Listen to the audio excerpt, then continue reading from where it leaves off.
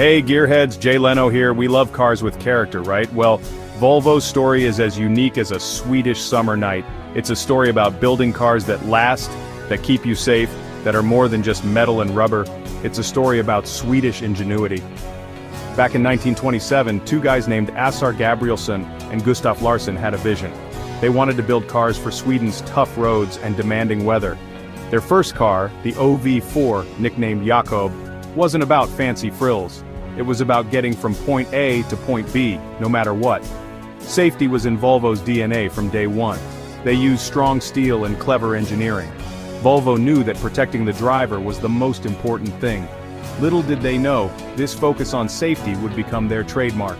This commitment to quality and safety made those early Volvos famous. They could handle anything you threw at them. People started to notice. Volvo was building more than cars, they were building a reputation. Now let's talk about those boxy Volvos from the 70s and 80s. Yeah, they weren't sleek or sporty looking, they were like the reliable friend who always wore sensible shoes. But man, were they built to last. Those 240s and 740s were like tanks on wheels. You could drive them for 1,000,000 miles and they'd just keep going. And safe? You could practically crash one into a brick wall and you'd walk away without a scratch. Well, maybe not literally, but you get the idea. They were also incredibly practical. Those wagons could haul anything you could fit in them. Families loved them. College professors loved them. Even some hipsters secretly loved them. They were the anti-car car. They weren't trying to be cool. They were too busy being awesome. By the 1990s, Volvo decided to inject some excitement into their lineup.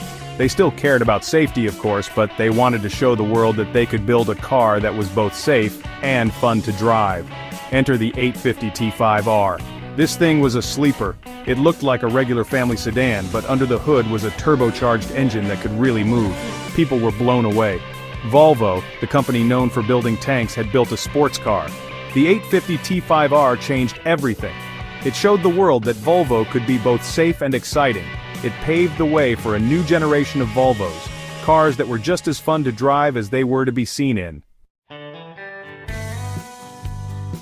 The 2000s saw a real transformation for Volvo. They were now owned by Geely, a Chinese company with big ambitions. And boy did things change. Gone were the boxy designs of old, replaced by sleek, modern lines. Think Scandinavian chic meets automotive elegance. Volvo embraced technology like never before. Their cars were now packed with all the latest gadgets and gizmos, touchscreen displays, advanced safety features, you name it. They even jumped headfirst into the electric car game, with models